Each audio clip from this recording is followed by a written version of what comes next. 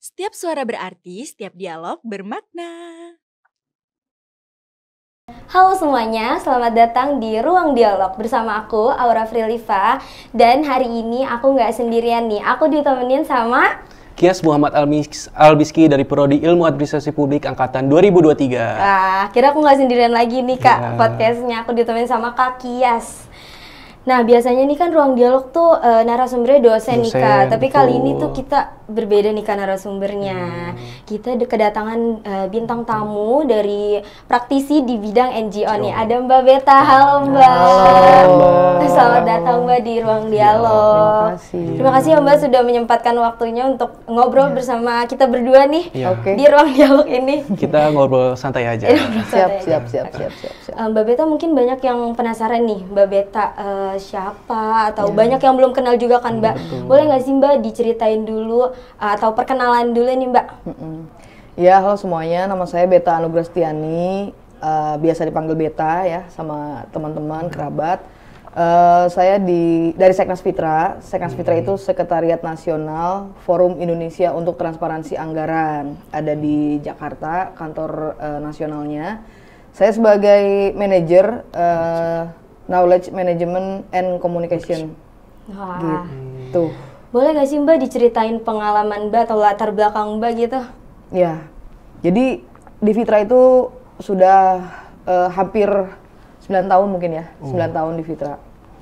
Ya, kalau misalnya nanya cukup lama gitu ya. Cukup lama. Ada yang lebih lama. Oh, ada yang lebih dari itu. Ya, ada yang lebih lama di beberapa NGO. Ya, dulunya sih pernah ngajar juga ya, dosen di ada di universitas di Bogor. Kebetulan orang tua juga di Bogor.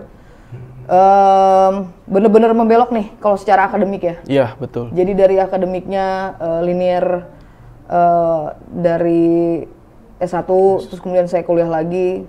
Tapi pekerjaan saya sekarang ini gitu kan. Iya. Jadi betul-betul bidang ilmu yang sangat baru. Nah, itu challenge sih buat aku pribadi ya supaya makin update gitu ya dan semakin relevan dan semakin juga semangat ke depannya supaya makin percaya diri gitu. Ya, betul. Kalau boleh tahu, Fitra tuh berdiri pada tahun kapan sih, Kak? Jadi Fitra tuh dari tahun 99 ya. Oh, 99. Kan banyak ya NGO Ya. di isu-isu lingkungan, isu korupsi ya. Iya, Nah, Fitra itu salah satu yang pionir lah ya, bisa dibilang pionir di isu tata kelola anggaran. Gitu. Jadi watchdog ya, atau menjalankan fungsi kontrol lah ya, kontrol atas penyelenggaraan anggaran, baik itu APBN, APBD sampai ke APBDes gitu. Cukup lama, sudah seumur kalian mungkin. Wah. Lebih ya. Lebih tua Fitra kayaknya. Iya. Tapi aku penasaran nih Mbak, kan Mbak awalnya tuh dosen ya. Kenapa sih Mbak bisa tertarik ke Fitra gitu? Itu kan tadi seperti yang Mbak bilang tuh itu kan berbelok sekali ya Mbak. Sangat Itu berbelok. Sangat berbelok ya Kak. Iya. Itu kenapa Mbak? Mungkin sama juga ya, kayak teman-teman yang kuliahnya misalnya pendidikan tiba-tiba kerja di bank. Kayak gitu ya. Iya. Terus kayak passion sebenarnya tuh kita tuh nggak pernah tahu sih passion kita tuh apa ya. Betul. Mungkin yang bisa lebih enak disebut itu minat ya. Minat. Minat. Karena passion itu dicari ya. Betul, dan saya tuh punya minat dan punya ketertarikan pengajaran nih. Pengajaran. Jadi cita-cita saya juga sih salah satunya misalnya mau mengajar tapi di perguruan tinggi gitu, dan itu kan udah pernah saya lakukan. Nah, di Fitra ini ternyata ketika saya nyemplung gitu kan, wah seru banget gitu, kita bisa kayak melakukan penelitian, terus pendampingan ke masyarakat, turun langsung ke lapangan. Jadi bukan riset-riset yang teori aja, tapi juga kita betul-betul melakukan verifikasi gitu ke lapangan dan juga melakukan pelatihan. Jadi sama pemerintah itu kemitraan kritis lah, nggak cuman kayak protes atau kasih kritik, tapi kita juga kasih solusi gitu. Jadi makanya di Fitra itu kayak aku sama teman-teman yang lain tuh juga sering ada kegiatan pelatihan, misalnya pelatihan anggaran yang responsif gender misalnya di desa A, B, C, D gitu ya di suatu kabupaten gitu atau di provinsi apa kayak gitu sih teman-teman. Itu yang bikin aku mungkin tertarik dan akhirnya sampai sekarang kayaknya akan menjalani hidup sampai masa pensiun gitu kayaknya saya akan hidup di dunia ini aja deh gitu. Itu. Kali ini kita ada tema nih. Kira-kira temanya apa sih? Kita tuh ini kan tadi Fitra tuh membahas tentang transparansi anggaran ya Mbak. Ya mungkin kita bakal memperdalam di tema itu kali ya Mbak. Karena temanya itu kan partisipasi, penguatan, transparansi anggaran untuk orang muda. Ya kan itu kan kurang lebih. Nah, untuk masuk ke situ mungkin aku akan bertanya dulu ya Bu ya. Mengenai transparansi anggaran. Nah, sebenarnya apa sih yang dimaksud dengan transparansi anggaran itu? Dan kenapa isu soal transparansi anggaran itu menjadi salah satu instrumen yang sangat penting dalam dunia pemerintahan, dalam konteks daerah? Iya menarik ya, pertanyaan menarik. Jadi kalau yang dibayangkan teman-teman, sederhananya kan juga kita semua bisa melihat lah ya. Kayak botol ini gitu ya. Ini kan transparan ya, kita bisa melihat dari sini tembus sampai ke sana gitu ya. Betul. Nah, seperti itulah konsep dari transparansi anggaran. Nah, terus kenapa nih? Karena ada dua kata, transparansi dan anggaran gitu kan. Betul. Nah, karena anggaran ini kan sumbernya dari uang kita. Kamu Uang bayar rakyat, pajak, kamu betul. bayar kuliah atau bayar apa, terus iuran BPJS dan lain sebagainya. Saya bayar pajak, penghasilan, ya kan. Intinya uang atau anggaran yang ada, selama dia anggaran yang bukan anggaran private gitu, bukan anggaran yang pribadi, anggaran yang dikelola oleh pemerintah, yaitu anggaran milik kita semua dan harus dikelola ya untuk kita juga, dari kita untuk kita gitu. Makanya itu harus dilakukan dari A sampai Z. Jadi kalau di siklus anggaran itu kan ada kayak mulai dari mana sih misalnya gitu ya? Ya dari perencanaan sampai perencanaan, pelaksanaan, ya evaluasi itu ya, pelaporan. Nah, semuanya siklus itu harus betul-betul terbuka gitu. Tidak ada yang ditutup-tutupi berarti. Tidak ada yang ditutup-tutupi, itu udah kalau misalnya ditutup-tutupi berarti ya kemungkinannya banyak ya. Apakah faktornya konflik of interest, terus kemudian juga ada maksud terselubung nih untuk fraud ya kan, penyelewengan atau mau korupsi kan salah satu bentuk ya dari penyelewengan gitu kan. Terus ada yang mau di markup nih atau yang ya macam itulah gitu. Untuk terkait itu, apakah kayak ada payung hukum atau produk kebijakan yang mengatur tentang transparansi anggaran itu? Oh iya, ada banget. Misalnya salah satunya dari Undang-Undang Keterbukaan Informasi Publik ya. Yang nomor 14 tahun 2008. Terus sekarang juga diatur ada Undang-Undang HKPD, nanti kalian bisa cek sendiri. Ya. Baik. Nah, itu kan HKPD ini hubungan keuangan pemerintah pusat dan daerah gitu. Terus yang paling menjadi cantolan hukum untuk keterbukaan atau transparansi itu Undang-Undang KIP sih, Keterbukaan Informasi Publik. Karena memang anggaran itu kan salah satu item yang memang wajib banget dibuka untuk publik. Kayak kamu selemah-lemahnya iman, itu kamu bisa ngebuka website pemerintah provinsi Tangsel ya. Tangsel provinsi atau kota sih? Provinsinya Banten. Iya, provinsinya Banten. Kota Tangsel. Nah, website Provinsi Banten gitu ya. Terus kan kayak pengen tahu anggaran kesehatannya berapa sih gitu. APBD-nya berapa. Nah, selemah-lemahnya iman tuh pemerintah bisa membuka data anggaran di website mereka. Seperti itu. Kalau yang kalian tahu kan sekarang kan makin ngetren ya. E-government, semuanya serba elektronik. Nggak ada yang cash gitu kan, nggak ada yang kayak ini. Itu juga sama, jadi semuanya elektronik gitu kan, berbasis web based, banyak banget aplikasi ya kan. Nah salah satunya ya untuk menjamin transparansi sih, kayak gitu. Kalau kita berpacu pada undang-undang itu ya Bu ya, apakah ada gak sih informasi anggaran yang bisa dikatakan tidak boleh dibuka gitu? Ada. Ada. Apa tuh kira-kira? Selama dokumen tersebut merupakan rahasia negara sifatnya. Kayak data intelijen. Ya, betul. Rahasia negara, terus kemudian yang memang sangat private gitu ya. Dan itu ketika dibuka bisa menyebabkan apa ya, bisa berdampak pada stabilitas ekonomi, kesejahteraan, apa namanya, keamanan negara. Nah itu di keep sih gitu. Tapi kalau dokumen anggaran sendiri enggak. Ya. Wajib berarti ya Bu, wajib, semuanya dari wajib. sampai Z betul, misalnya. Betul. Tapi jika pemerintah terbuka nih Bu soal anggaran tersebut, itu tuh ada nggak sih dampaknya untuk warga sekitar?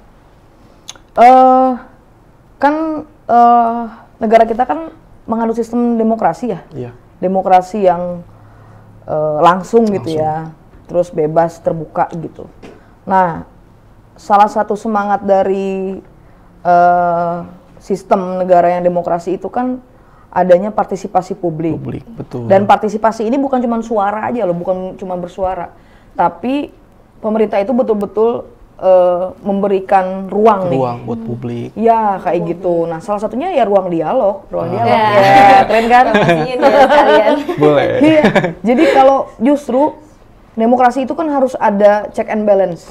Betul. Ya kan? Kalau misalnya dia menjalankan satu itu aja tanpa ada yang fungsi kontrol gitu, ya itu nggak bisa dibilang berhasil ya dalam mengelola anggaran atau menyelenggarakan kewajiban di mana itu adalah hak rakyat gitu. Jadi kalau di Fitra itu ada tagline daulat rakyat atas anggaran. Nah itulah yang kami perjuangkan gitu.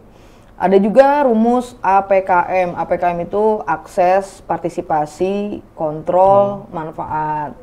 Jadi menjamin nih lewat anggaran gitu atau lewat kebijakan, pemerintah itu harus menjamin bahwa kebijakan itu bisa diakses oleh siapapun.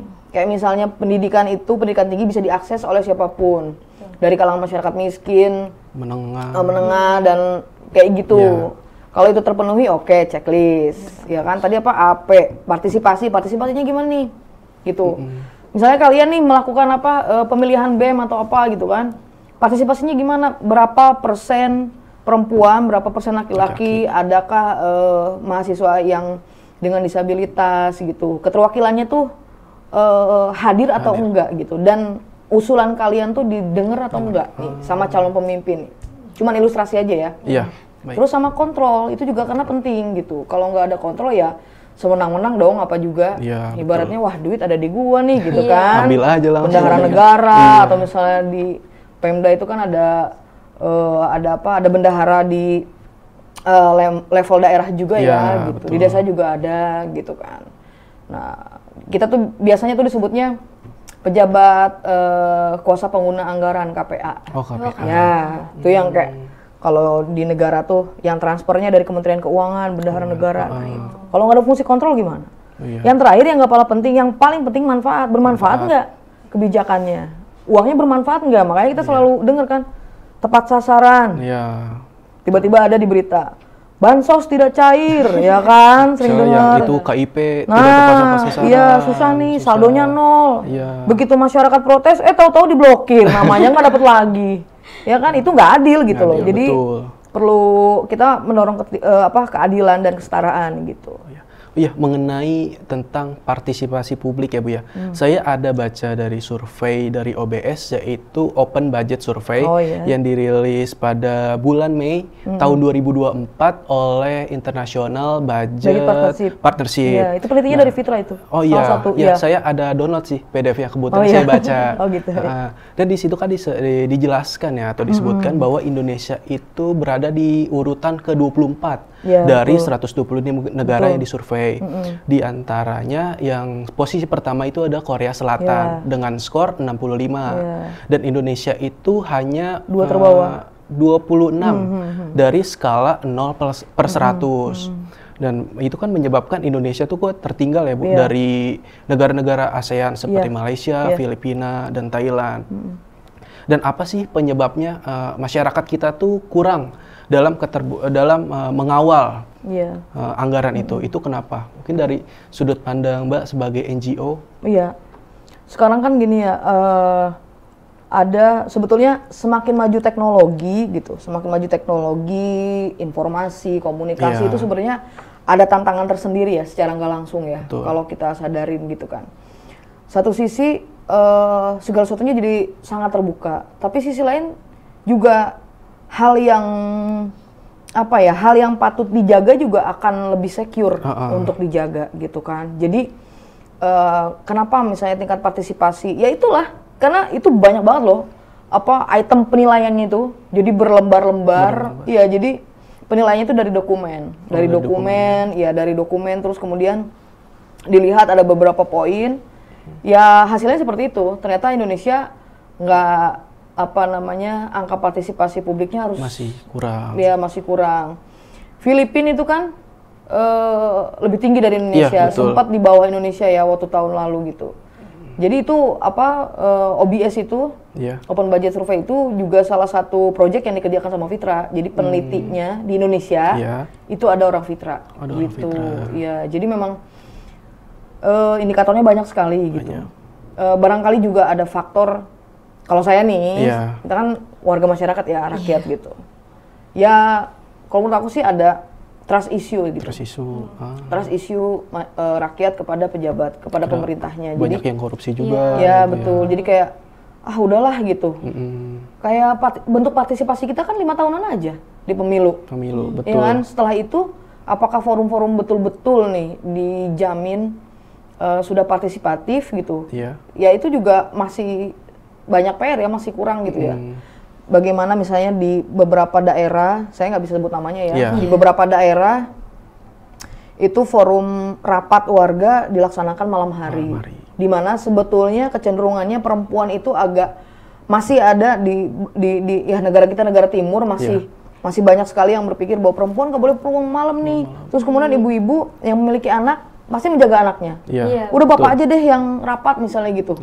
Nah ini suara perempuan tuh tidak ada keterwakilannya dong. Laki-laki itu tidak bisa mewakili suara perempuan gitu loh. Kehadiran secara fisik dan dia berbicara itu baru partisipasi.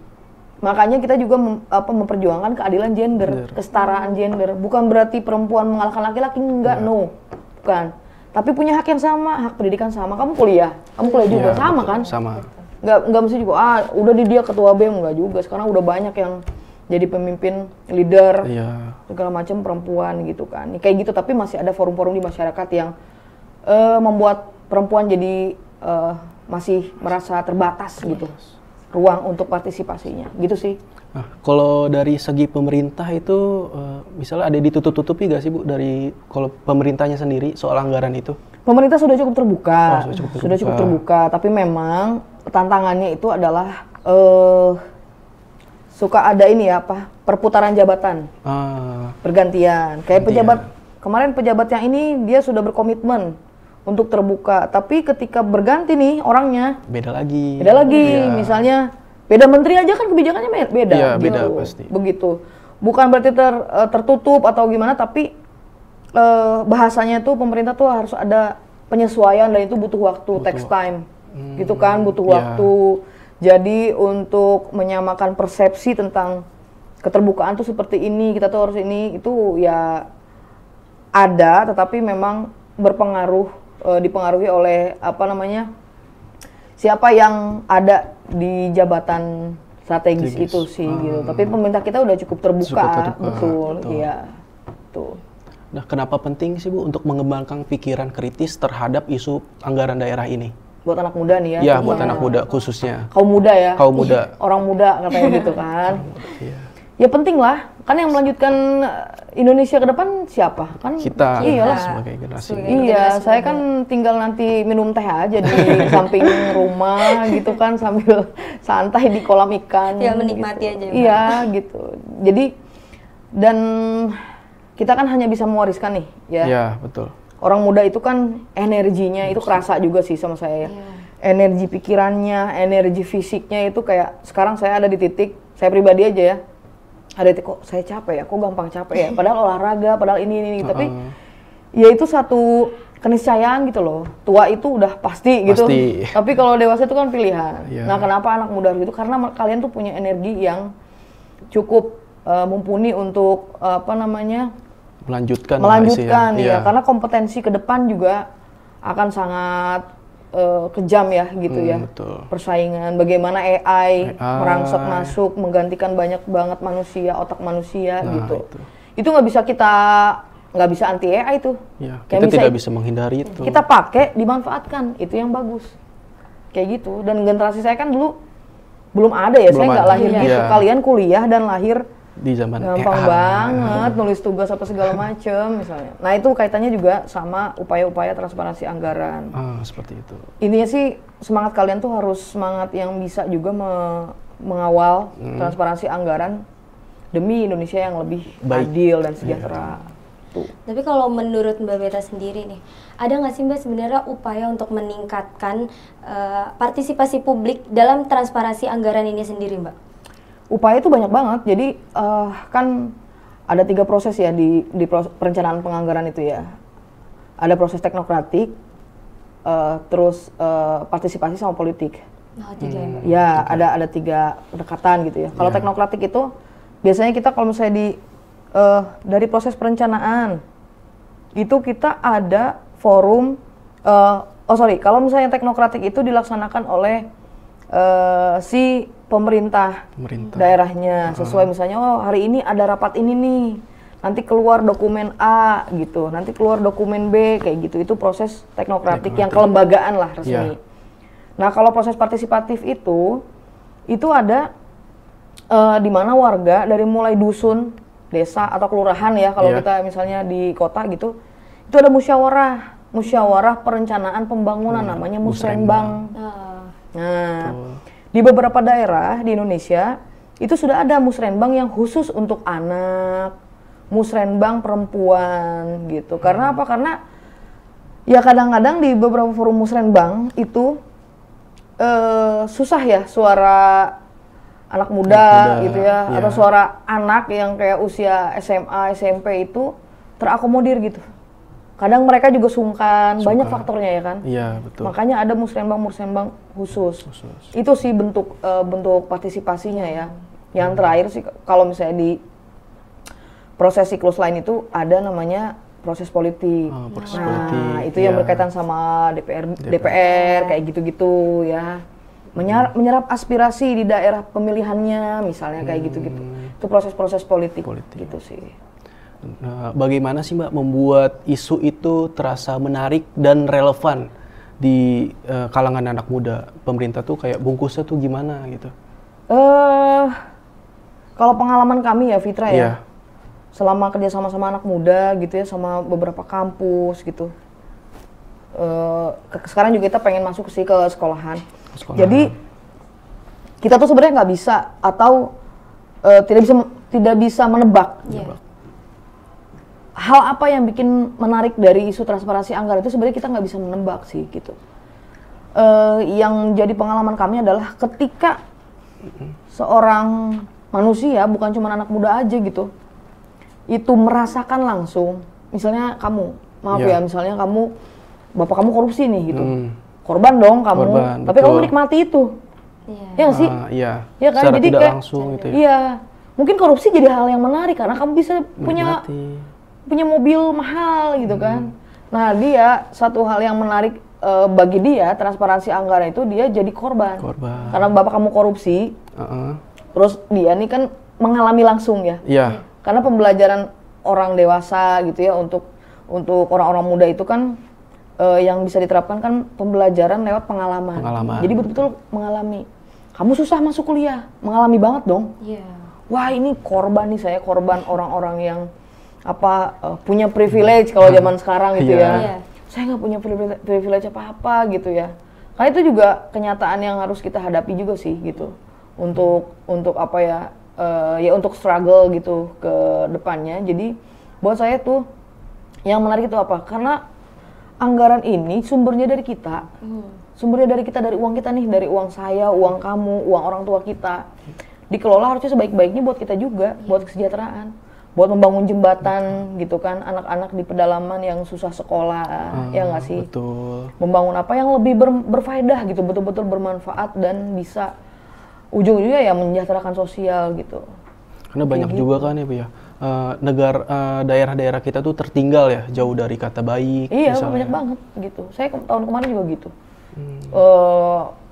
Saya merasakan wah ini Kalau kita bicara ribet-ribet soal sistem pendidikan diubah, misalnya kurikulum, pemerataan juga belum terjadi kok gitu. Nah itu juga salah satu fungsi dari anggaran, alokasi anggaran untuk pemerataan. Gitu.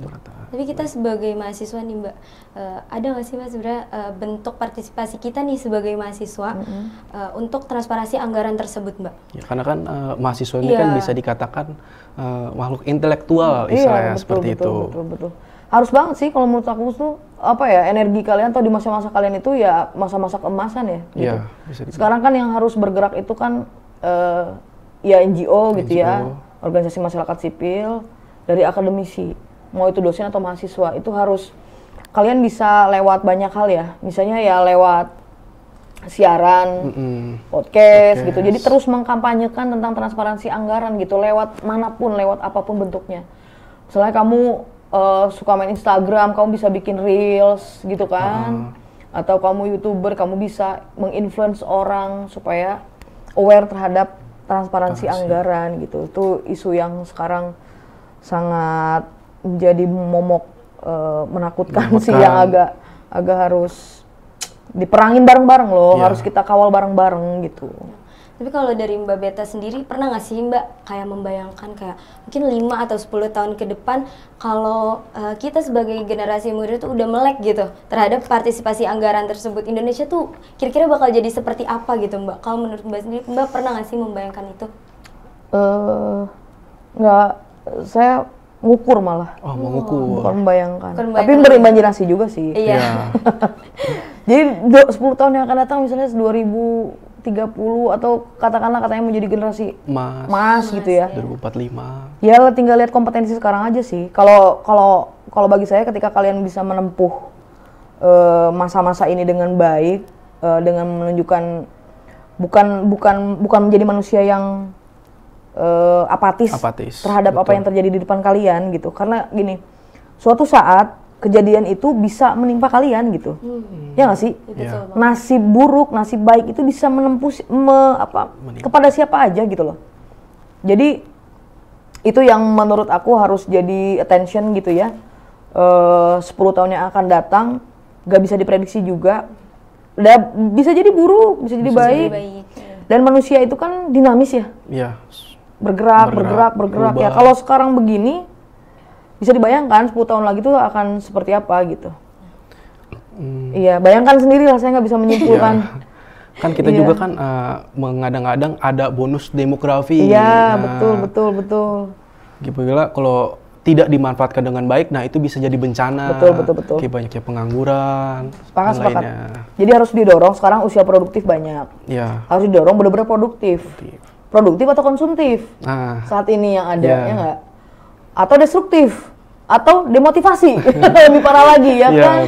Nah ini semua harus diurai satu-satu gitu. Yang ada demotivasi, ya misalnya kamu ada teman yang seperti itu ya kamu harus semangatin dia gitu, harus beri optimisme yang lebih tinggi lagi gitu kan. Hal-hal ya semacam itulah pokoknya. Kalau di negara lain itu kan saya sering ya melihat ya. Soal bonus demografi tadi yang menarik. Iya, betul. Tadi pagi juga saya berdiskusi sama beberapa teman saya di WA Group, itu menarik sekali. Belum lama juga kan saya ke Australia nih ceritanya, dalam rangka short course. Terus di sana itu betul-betul responsif sekali, terasa sekali negara hadir dengan menyediakan fasilitas-fasilitas yang ramah disabilitas, lansia dipekerjakan, lansia di kalau kita kan kayak ya udah lansia, anaknya masukin dia panti jompo, negara bye-bye gitu kan. Kayak bukan ngerasa tanggung jawabnya gitu loh. Meskipun ada bantuan sosial lansia ada, tapi itu juga trouble-nya juga banyak banget. Problemnya juga banyak banget. Balik lagi ke komitmen sih. Komitmen dari pemerintah itu sendiri seperti apa? Apakah hanya untuk kepentingan diri sendiri? Atau oligarki, teman-temannya saja, saudara, atau seperti apa gitu. Balik lagi. Nah, mungkin sudah masuk sesi terakhir ya. Mungkin apakah ada hal yang ingin disampaikan Mbak sebelum penutup gitu? Ya kalau dari saya sih, masa depan itu yang memang harus kita tentukan dari sekarang. harus total. Ini pesan saya buat anak muda ya, buat orang-orang muda. Kita ya, Pak. Jadi harus total di mana kalian berpijak gitu. Ketika kalian melakukan yang terbaik, itu nasib-nasib baik, anugerah-anugerah yang baik, karunia yang baik yang dikasih Tuhan tuh akan datang ke kalian. Termasuk kebaikan itu juga bisa dilakukan untuk perubahan sosial gitu. Salah satunya ya perjuangan untuk terus menyuarakan transparansi anggaran. Selama negara ini berdiri, maka selama itu pula transparansi anggaran harus terus kita perjuangkan. Jangan lupa partisipasi dan tetap inklusif, begitu. Kita harus fight bareng-bareng ya, berarti nggak boleh sendiri gitu. Jangan apatis, hati-hati. Tinggal kayak ngapain sih kamu merangin korupsi? Itu kan orang lain bukan kita. Jangan-jangan besok lusa kakaknya yang korupsi. Patut dipertanyakan. Iya, itu tuh kayak random banget sih sekarang tuh tiba-tiba. Oh my god gitu kan. Tetangga saya gitu. Yang selama ini baik-baik ternyata begini lah gitu. Closing statement-nya kayak gitu ya? Iya. Wah, seru banget ya Kak pembahasan kita kali ini. Iya, sangat menarik. Dan ini sangat membantu sekali ya Kak untuk kita sebagai generasi muda agar lebih melek nih sama partisipasi anggaran tersebut. Ya, betul. Kan tadi Mbak juga sempat menyebutkan Fitra tuh ada tagline ya Mbak. Kita tuh juga ada nih Mbak. Wah, apa tuh? Kita tuh tagline-nya setiap suara berarti, setiap dialog bermakna. Setiap suara berarti, setiap dialog bermakna. Oke. Berat ya. Kayak perbincangan kita ya. Tapi memang harus dilanjutkan. Ya, betul. Sebelum kita menyebutkan tagline nih bareng-bareng, boleh nggak Mbak? Apa tuh? Menyebutkan tagline bareng-bareng kita. Oh iya, boleh. Ya, terima kasih sebelumnya Mbak Beta udah ngobrol-ngobrol bareng kita di sini. Ini suatu pembelajaran banget nih buat kita sebagai generasi muda ya Mbak. Ya, hal yang baik diambil aja ya. Kalau yang salah-salahnya jangan diambil ya. Kita ambil baiknya aja. Oke, kita nyebutin tagline-nya bareng-bareng ya Mbak. Ke kamera master. Setiap suara itu berarti. Setiap suara berarti, setiap dialog bermakna. Aku hitung ya, 1, 2, 3. Setiap suara berarti, setiap dialog bermakna. Bye-bye.